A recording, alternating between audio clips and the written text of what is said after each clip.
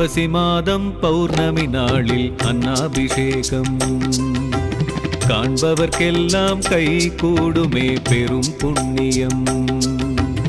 ஐப்பசி மாதம் பௌர்ணமி நாளில் அன்னாபிஷேகம் காண்பவர்க்கெல்லாம் கை கூடுமே பெரும் புண்ணியம். உடலை செய்து உயிரை தந்து உணவையும் தந்த உத்தமனாம். உடலை செய்து உயிரை தந்து உணவையும் தந்த உத்தமனாம்.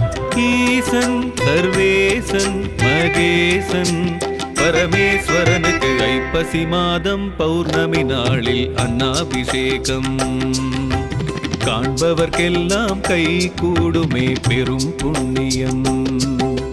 நம சிவாய நம சிவாய நம